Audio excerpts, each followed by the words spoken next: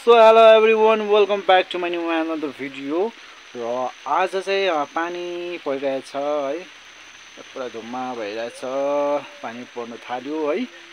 र म भनेदेखि चाहिँ यहाँ तपाईँहरूलाई देखाउनु गइरहेछु है, यो भर्खरै काटेर बसेको है, यो घिउ सिमी रोपेको थियौँ हामीले यहाँनिर, मर्दा फलेन, बेसी स्याहार भयो कि क्या हो। हौसेर गएकै बोट मात्रै होइन, तर फलेन है। बिचमा यो मकै पनि लगाइदिएको थियौँ, बिचरा मकै यस्तो भयो है, धानसम्म आउँदै छ है, बिजोक भयो है।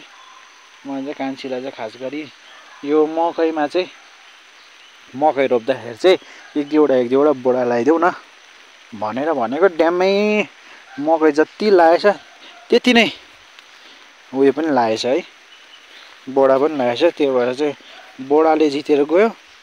हेर्नु टमाटरहरू पनि यस्तो बनाइदियो हो, यस्तो भएको छ। र मैले यो एक दुईवटा चाहिँ राखेको छु, फल्छ कि भनेर घाँसी आजको लागि है।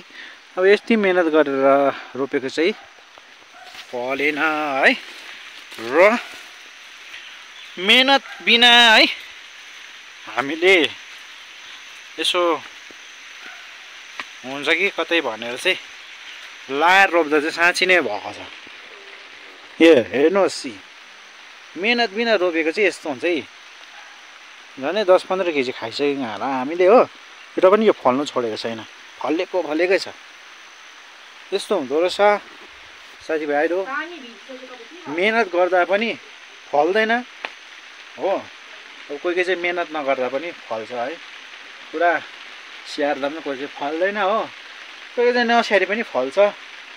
र यस्तै रहेछ, खेतीपाती गर्नु चाहिँ अलिकति रिस्क कुरो नै हो, तर पनि अब गर्नु चाहिँ छोड्नु भएन।